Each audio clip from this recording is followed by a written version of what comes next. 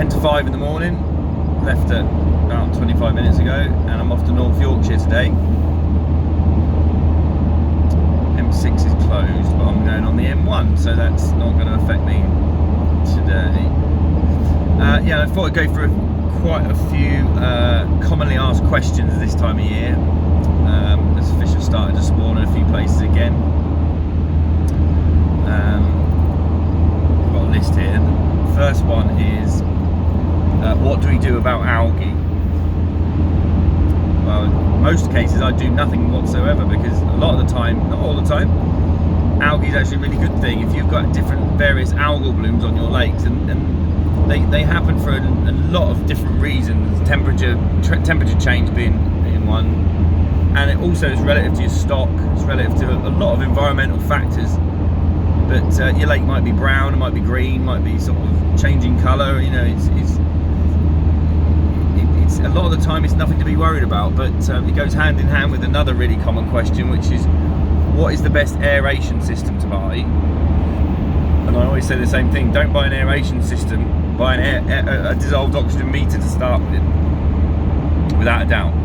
And very few people do that. They go straight out and buy a whatever aerator they get sold, stick it on the lake, turn it on, think, oh wonderful, you know, we've done a job with saving our fish. But you're not learning anything at all by doing that. So without a doubt, I'd always buy a dissolved oxygen meter before I decided what to do. Obviously, if it's an emergency and you've got yourself in that situation because you haven't understood your own water, you know, if it's an emergency call out, and you need emergency aeration, then obviously that's what you have to do. But in fairness, you shouldn't be. Everyone wants to be a bailiff or a fishery manager. Well, you need to take responsibility for your waters, especially this time of year. It's all about prep. You should have done plenty of work in the winter to prepare for the summer, and understand your fish and understand your lake, so then you can really get your finger on the pulse of your water and solve an awful lot of problems by working in the winter towards a hassle-free summer, you know, and it definitely pays dividends doing that. The algal blooms are never, you know, seldom a problem, considering they're always occurring on different bits of water. So, you know, one day lakes we work out will be green, brown, you know, but it's not unhealthy, because we're always monitoring the water quality, and it's actually good. And quite often it's maintaining or improving the oxygen content. It's not just oxygen you worry about, but it's quite a good marker for your water. So yeah, it doesn't really bother me. I mean, obviously occasionally you get toxic algae, blue-green algae, but there's lots you can do about that, you know. And again, it's all about the basics, and going through the basics and ticking all the boxes off and putting the graft in. Really, you know, you're not going to solve algae problems by buying a magic bottle of potion, chucking it in, which is never going to solve anything really. But you got to look at the bigger picture, as always.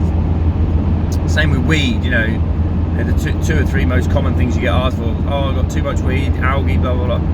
But it's the time of year, and when the water starts to warm up, you're going to get those things in numerous waters, unless it's you know, commercial or a really decent, heavily stocked water where you've got a lot of fish. The bigger the water, the harder it is to get colour in the water when you're talking 20, 30, 40, 50 acres. But you know, lakes we work out in France are 25, 27 acres, lots of carp in them. They're very active, and they're coloured the whole time. You know, the water's never clear. It goes a little bit clearer in the winter, but so you've got that option. You can use fish to create turbidity in the water. Some people like crystal clear, weedy lakes, but the balance is difficult. Getting somewhere in between is difficult.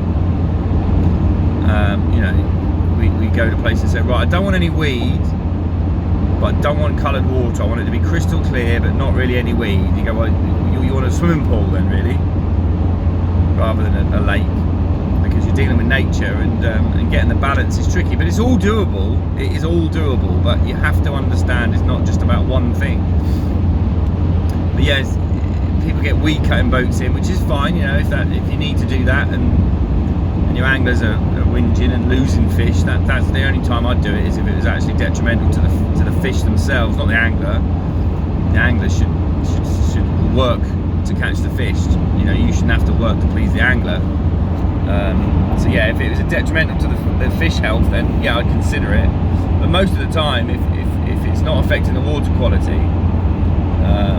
then I'd be very careful about weaker boats, because it's one of those things that it can have knock-on effects if you're stressing the fish. I've seen people do it when the fish are spawning, and you just think, how would you like that? You're at it in the throes of passion with your this is or your man, and I'm cutting your front lawn while you're on the front lawn on a bed chair. It's like, that's the same sort of thing. You'd be a little bit narked, wouldn't you? And stressed and moody, and that's the worst thing if you're a fish. You don't want to be stressed and moody. So yeah, got to be sensible. That's it. You just got to be sensible. We get a lot of call outs. People expect you to wave a magic wand or chuck some potion in and save all their fish, and that's the problem. You see, there's people out there who are doing that. They'll say, right, well, buy this stuff and put it in, and you're well away. You know, it doesn't work. It does not work. Because if it did, we'd be doing it ourselves. We'd be advising clients, oh, look at this miracle stuff, chuck this in. And the reality is, it's rubbish. You got to understand and get to the root of your problems, not just believe good sales marketing talk. You know, it's this is why we try and put as much information as we can on little clips and stuff, and some of them will be irrelevant to your situation, but I'm sure some of them will be useful. It's all free information, you know.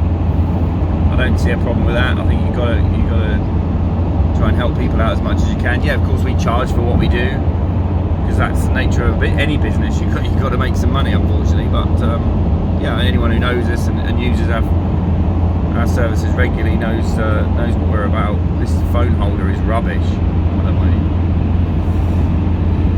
Yeah, it's good. It's wasted a few minutes. The journey always goes quicker when you're talking to camera. But yeah, I might do a Facebook Live next week if everyone thinks it's worth it. Go over some stuff, because it's hot now. Last time we did it was, I can't remember when, end of the winter I think. But